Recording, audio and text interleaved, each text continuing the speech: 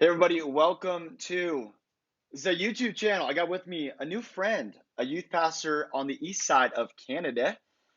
His name is Spencer Conway. Spencer, what's up, man? Not much, man. How are you?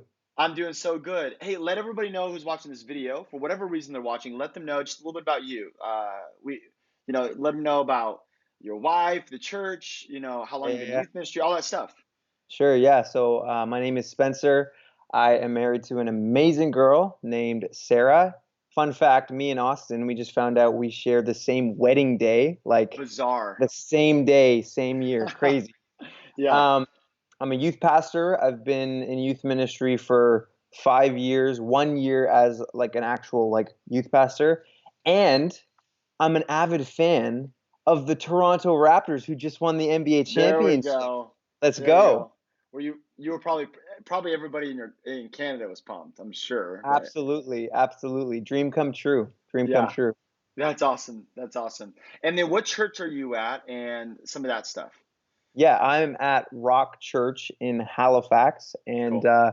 I'm the youth pastor of a group called Shiloh Youth. We've been uh, around as a church for, I think, 47 years, and our youth ministry started in 83. So in my first year of youth ministry, am in the 36th year that the youth ministry has existed. It's crazy. That's awesome though. So, Yeah. did you grow up in this church? Did you grow up in youth ministry? Did you get saved later in life? What I did that look did, like? yeah. So, my parents were actually the pastors of this church. I'm a PK, so Oh, okay. I grew up in the church my whole life. My dad became the pastor, I think when I was like 9 or 10.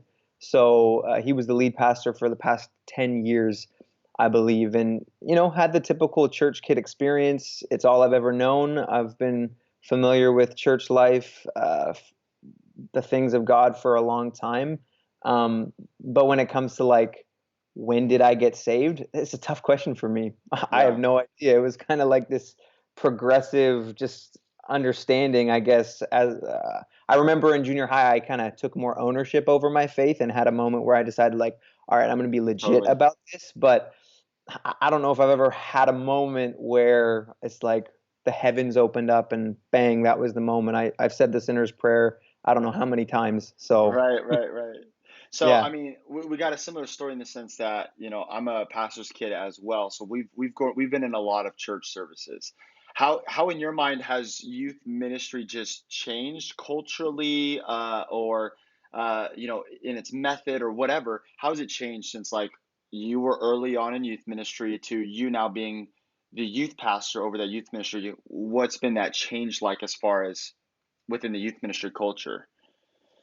I feel like youth ministry is harder nowadays than maybe it Right. used to be.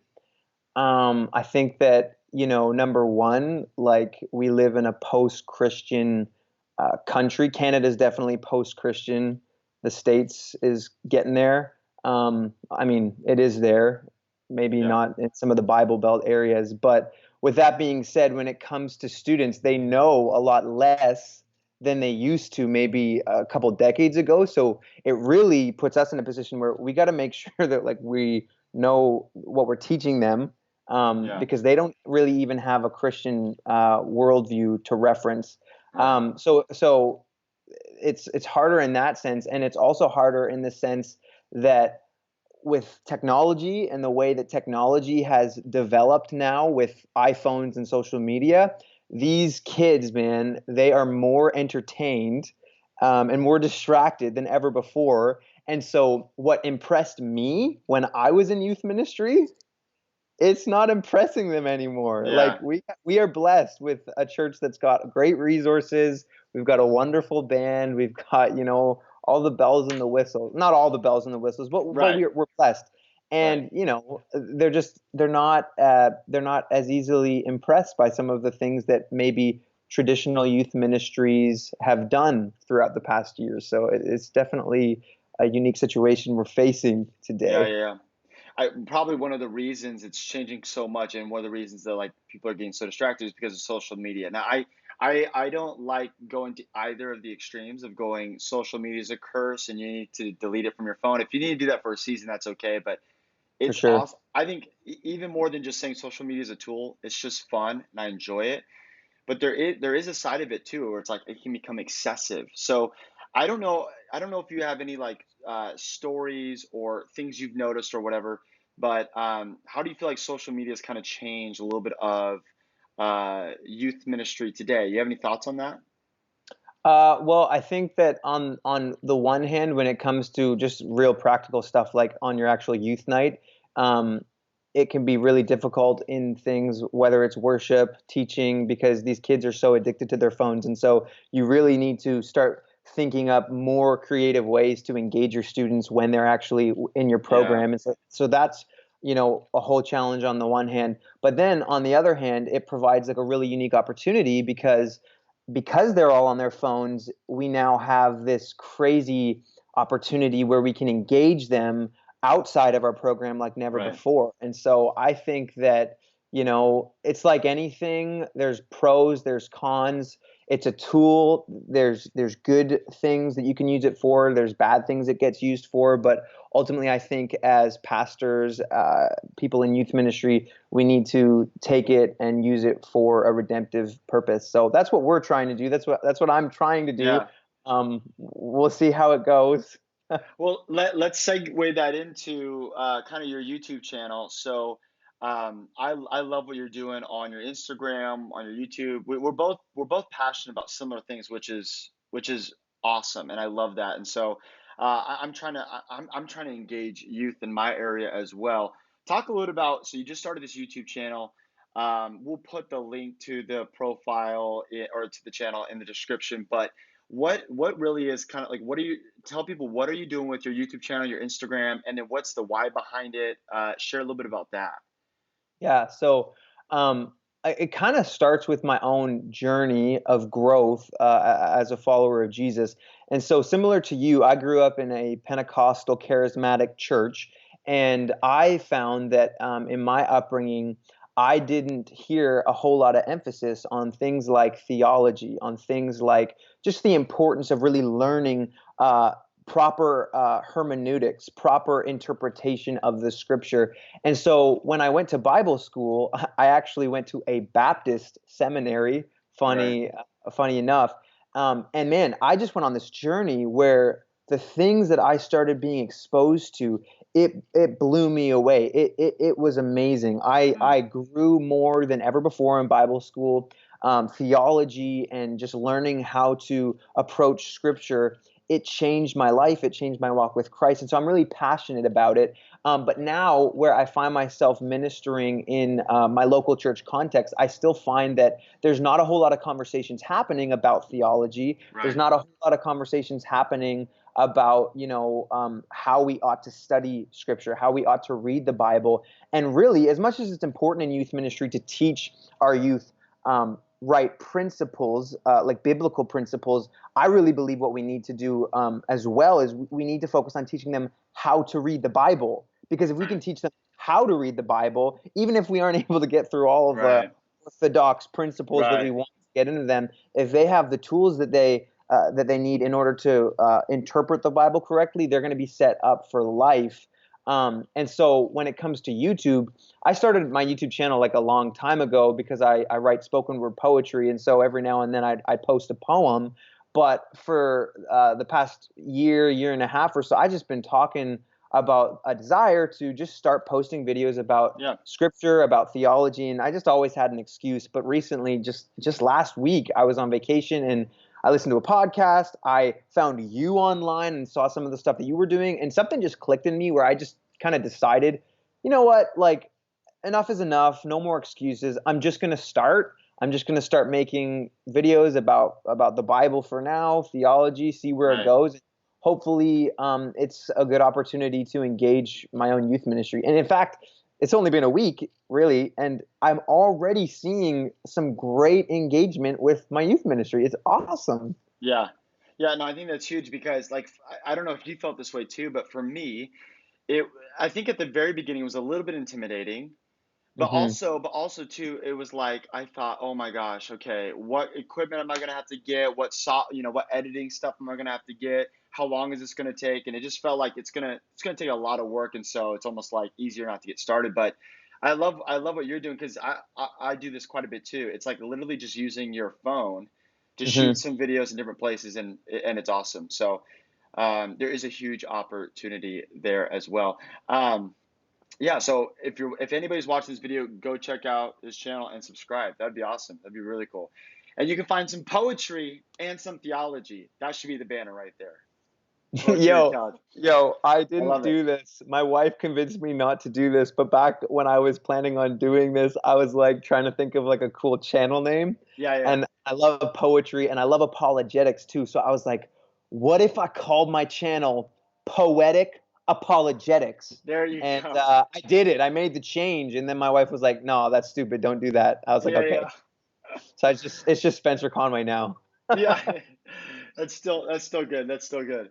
Yeah. Um, Very cool. So, obviously what we're called to do as youth pastors, part of what we're called to do is obviously make disciples, right? Mm. And so, discipleship, probably if we were to boil it down and got past our different, words that we use to mean the same things, we probably all mean the same thing when we say disciple, at least something close.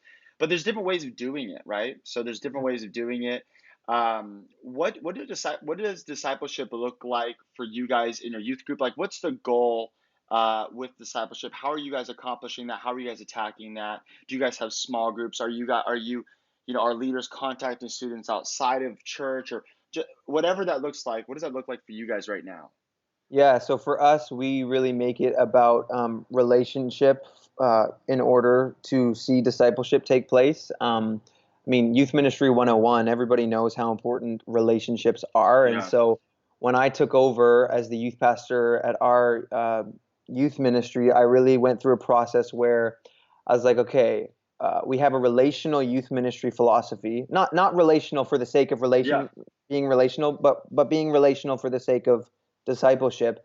But we have a relational youth ministry philosophy, and so I started comparing like how is our methodology lining up with our philosophy, and I realized like our methodology wasn't actually that well lined up with our philosophy. And so what I mean by that is traditionally we've kind of had the youth church model where the main thing we're doing every week is a church service. And please don't hear me wrong. Obviously, doing youth church is awesome. We need totally. teaching, we need worship, we need all that. I mean, Right. it's a huge part of what makes us a Christian, group.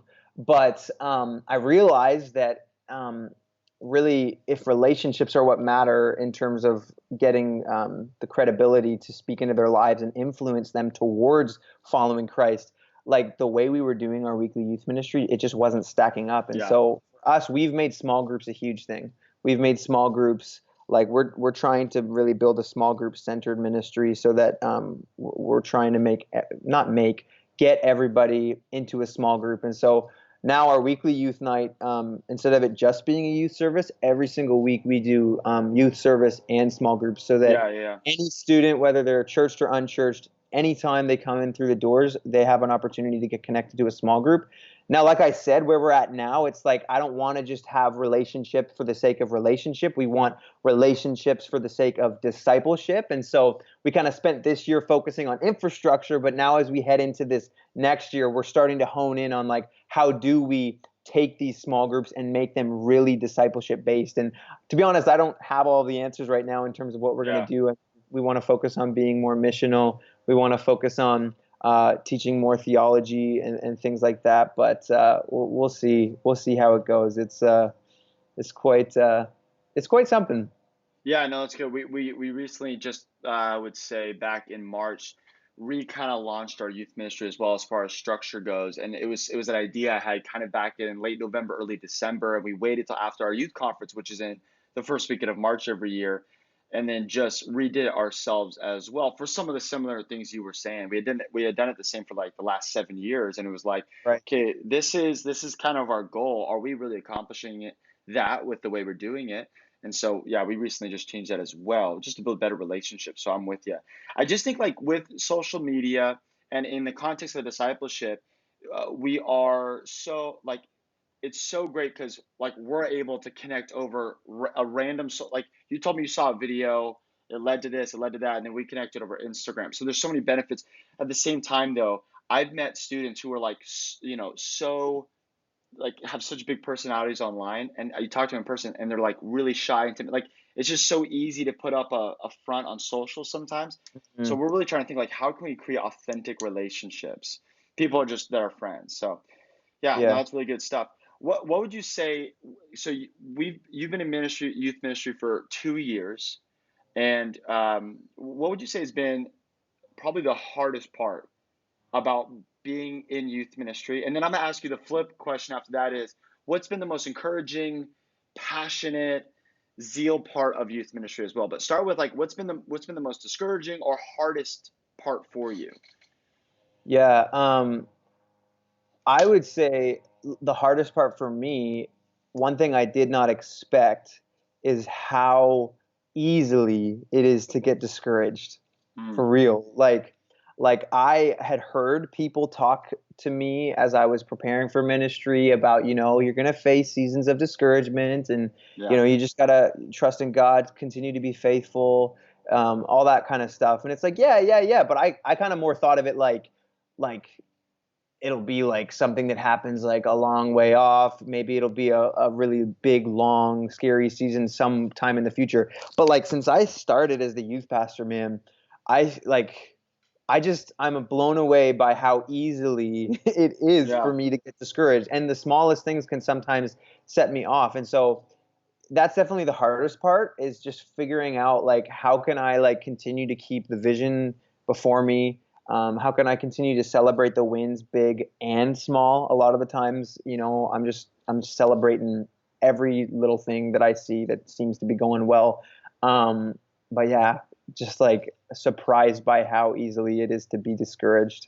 Yeah, no, absolutely. I would totally agree. What gets you the most pumped up about youth ministry? Like when you think about just being in youth ministry in 2, 3 years from now, is it the stuff with social media, just our and just the potential there as youth pastors with our influence? Is it something that happens at your weekly services? Like what gets you the most pumped up as a youth pastor that keeps you energetic?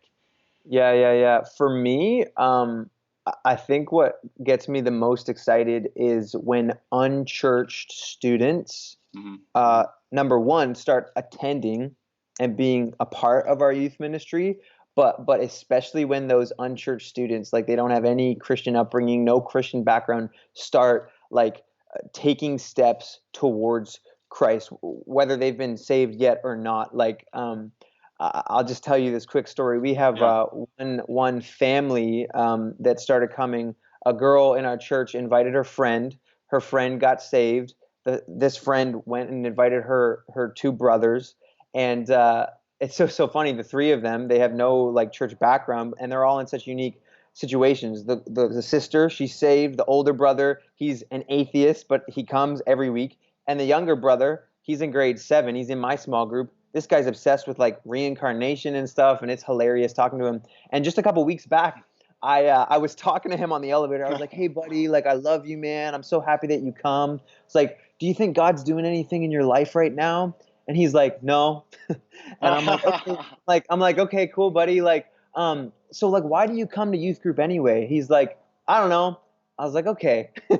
And then he's like, "Oh, by the way, I'm bringing a friend next week." And I was like, "Yes." Wow. Now, just last night at youth, we're in small group, and he asked for a Bible, and I Wow. just, I just like that may seem small to some people, but for Yeah. me, like I love church kids. Don't get me wrong, I love church kids, but there's something about seeing a kid who Yeah. has no reference point to the gospel, to the Bible, Right. like when those types of kids start taking steps toward Jesus, when they start asking for the Bible, when they're inviting their friends to youth, his older sister, she got saved. She's writing spoken word poetry about her salvation experience. Like Yeah. that stuff gets me fired up more than anything else. And I mean, Canada, especially, is a post-Christian country. So in terms of social media, there Yeah. is so much opportunity Yeah. to speak into the culture. Like in some of the videos I've been posting, I had some random guy like comment about,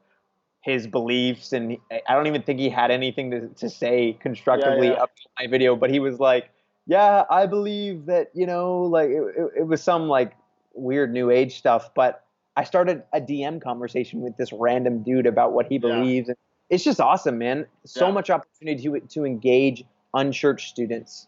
yeah, yeah. Social media can be a huge, like, just a door opener for discipleship and all that stuff. So that's really cool. Okay, so I got two last questions for you. Yes. One a little bit more on this topic we've been chatting about, and then one about the Raptors, and then we'll close up shop. So if you could go back, you've been the youth pastor for, well, you said about a year, right? I think I said 2 years earlier, but you said it was about a year-ish. Yeah, I started just in September of Okay. 2018, Okay. 2018. So if you could go back, start over, what's one thing you would have done differently right from the get-go, just after getting a year, a year done? So I mean, my situation was unique in that there was an interim guy that I was shadowing for Okay. a bit before I officially took over. So I kind of was functioning in an assistant Yeah. role. Yeah. And one thing that I did not foresee was when this guy stepped down and I stepped into the lead role. Uh, it would have been smarter for me to get somebody to take over the stuff that I was doing for him, but I didn't Mm, do that. And so my fall was, yeah. as much as I was excited, I started doing a lot of the stuff that the youth pastor is responsible to do while still doing a lot of the stuff that I was already doing. And I found myself overwhelmed in many moments in the fall because of how much stuff that I had to do.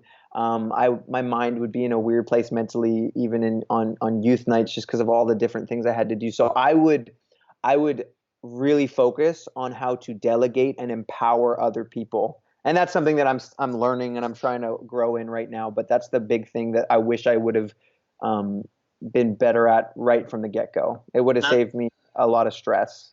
yeah, yeah. I mean, as far as youth ministry, that's my exact answer if I could start over. It's the same thing. I mean, just feeling overwhelmed, stressed out. Like, uh, there's never going to be a biography about my life, but if there was one, I think the a little bit more scary part of it, or at least yeah, scary part of it is not before I became a youth pastor. A lot of the stuff I really battled was those first few years. I was also young, younger than I am now, and I didn't have anybody, like there was no youth pastor before me, so it I think I was just super overwhelmed, anxious, stuff like that, and it was horrible. I wish I would have set better boundaries. I wish I would have rested more mentally, and definitely I wish I had a better team around me that I delegated more to. But yeah, you can kind of get caught up in the trap of just like, I need to work hard and get this done, especially if you're an ambitious person and you Yes. feel like you're running on an empty tank.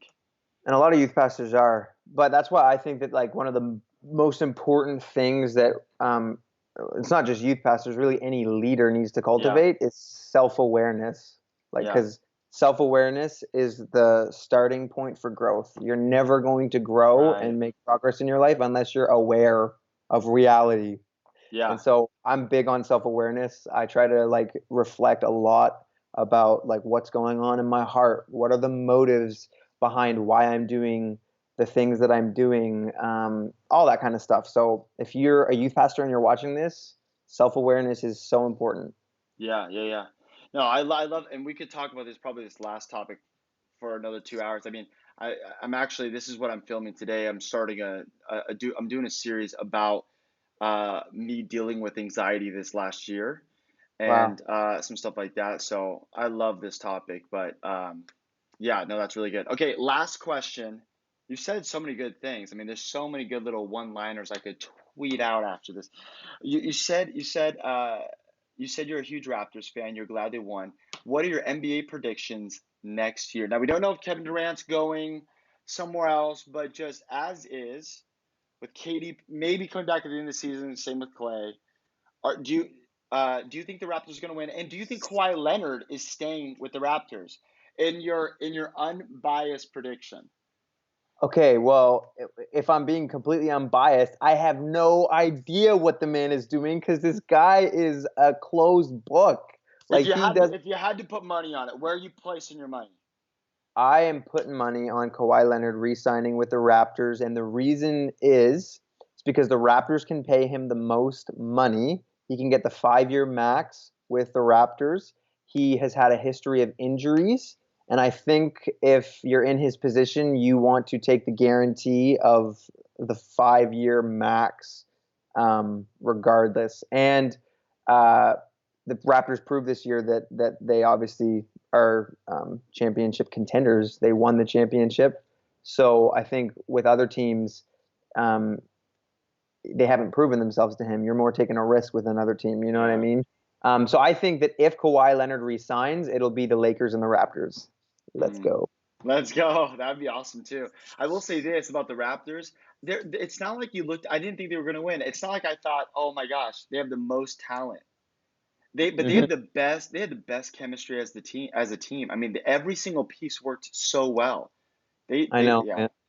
Dude, I love the Raptors. I'm a yeah. life fan. Yeah, good, good.